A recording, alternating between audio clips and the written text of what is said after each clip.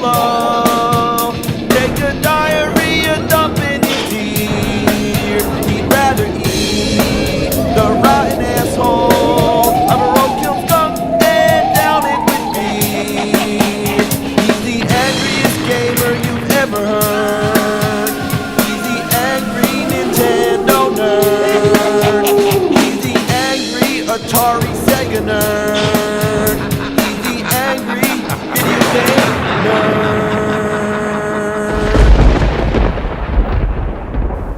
Beetlejuice, you know, great classic Tim Burton movie from the 80s starring Michael Keaton. At the time, it was probably one of the darkest and quirkiest comedies to get mainstream attention. It was a big deal. It had a cartoon show and, of course, a video game on the good old NES. With a movie that employs such a wide scope of imagination where anything can happen, that gives a lot of possibilities for a game. So I bet this could be great.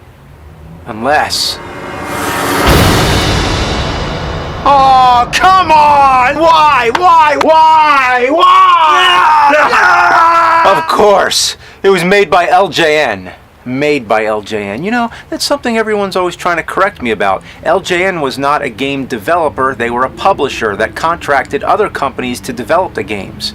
I know that, but that doesn't change the fact that every time this logo appears on a game, it's guaranteed to be ass. If LJN published it, they still made it. It's an LJN game. So technically, this one was developed by Rare, meaning it's a rare fucking day when LJN makes a game that's not a 12-foot tall mound of dog shit. Rare was the same company that made Donkey Kong Country and Killer Instinct. So maybe we can have high hopes that this will be okay. But on the other hand, Rare also developed other LJN classics such as Roger Rabbit, Nightmare on Elm Street, and made Battletoads, which is one of the worst two-player games of all time. So, how does Beetlejuice hold up? Let's turn on the juice and see what shakes loose. Well, I have to say I like that you play as Beetlejuice, the goofy ghoul himself, and not one of the main human characters of the movie. But for a guy who's supposed to be the ghost with the most, he really sucks the most. All he can do is jump on enemies, but unlike a famous Italian plumber, all it does is stun the enemies and toss you back 100 miles like you just bounced off a trampoline.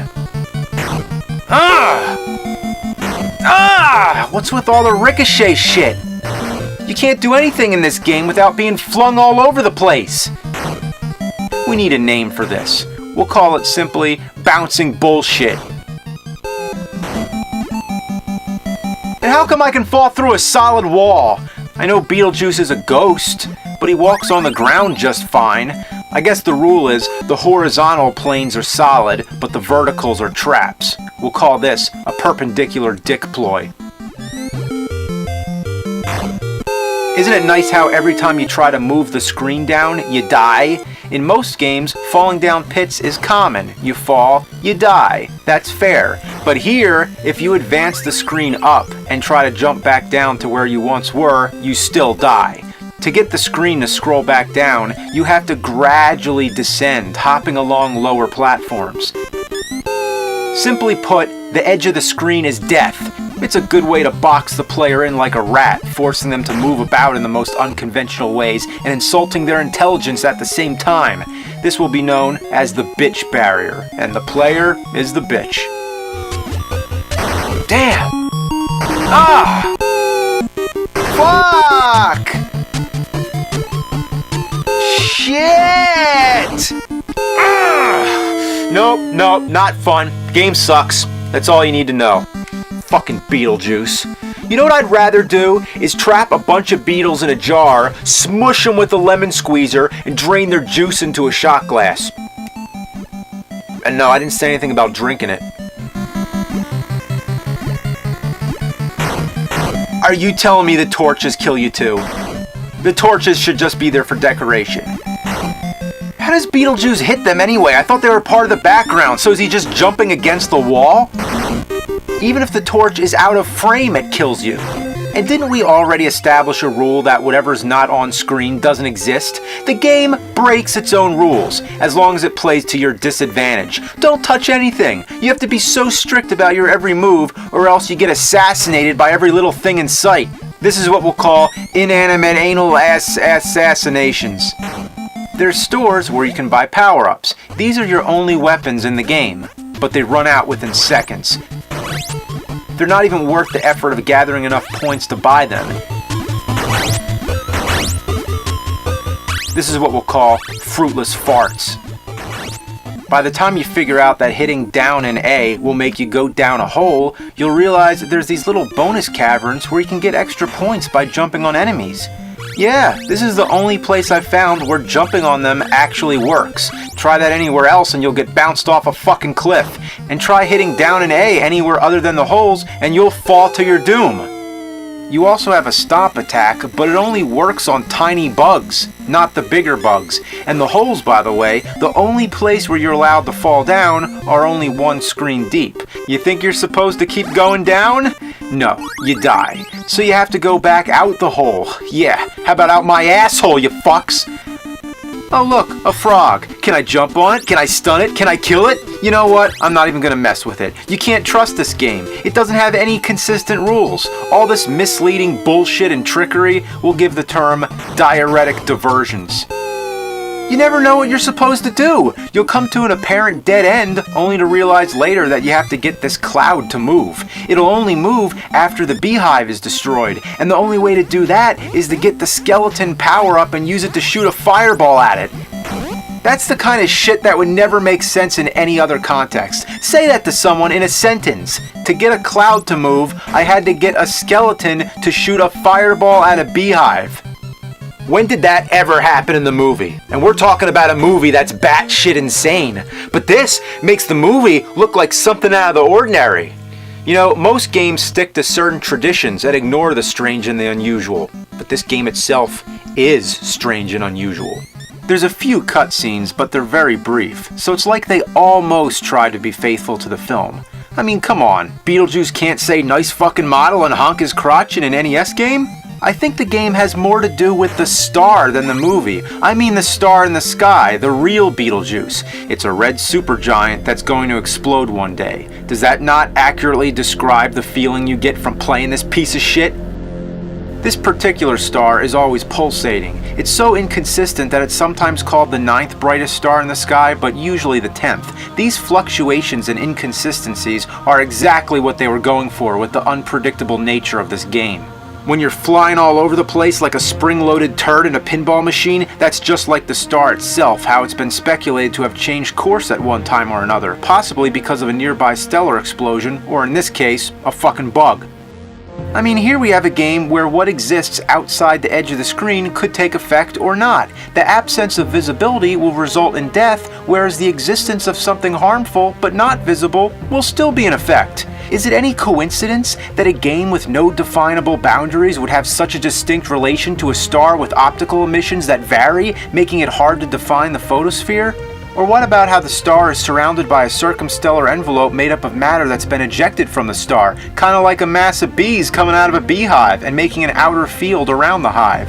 Beetlejuice is part of the constellation of Orion. That's what the ancient Greeks viewed it as, but of course today we all know that it's actually a skeleton shooting a fireball. Why would Beetlejuice be on the shoulder? Well, quite simply, anyone who's played this game as a kid has a chip on their shoulder whenever you bring up the name. And at last, the game was released in May. That's the same month when Beetlejuice can be seen over the western horizon after sunset for only a brief period of time. Likewise, it was Western US gamers who played this right after sunset when their homework was done, and it was only for a brief period before they threw it to the ground beneath the horizon. So yes, I'm convinced the game was based on the star and not the movie.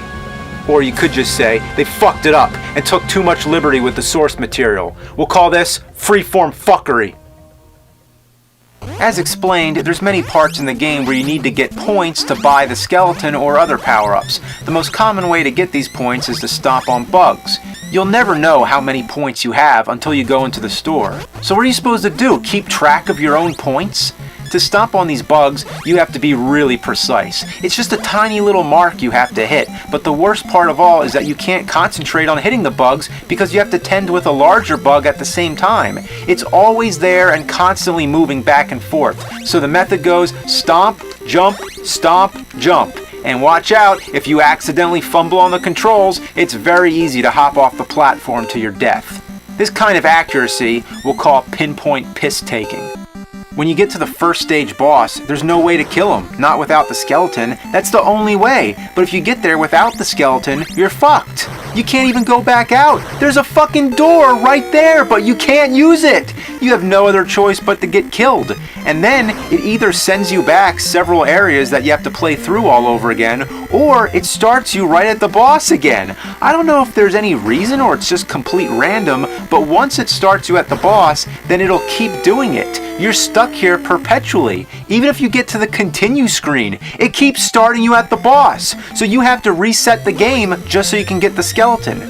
When you arrive at the boss with the skeleton, you have to make sure you have plenty of them because it goes away so fast. You can't get hit. If you get hit once, you lose the skeleton. The boss doesn't even have an energy bar or a hit meter of any kind. To beat him, you're supposed to hit him enough times to push him over to the wall on the right. But he shoots his weapons so frequently that you only have time for one attack before you have to jump over the damn thing. And if you jump at all, you end up on the ledge above the door. This wastes so much time and guarantees that he will always be moving closer each time. You'll never be able to get enough shots in to move him to the right, and if he gets too far to the left, you're completely fucked. You can't hit him from the back. The only way to win that I know of is through a glitch where you have to do it real fast in the beginning while you're blinking.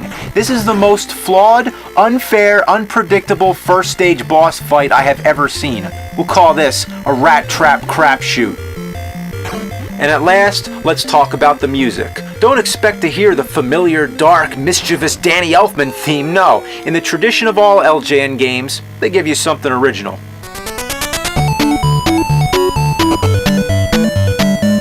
What kind of horse shit is this? This doesn't set the tone at all.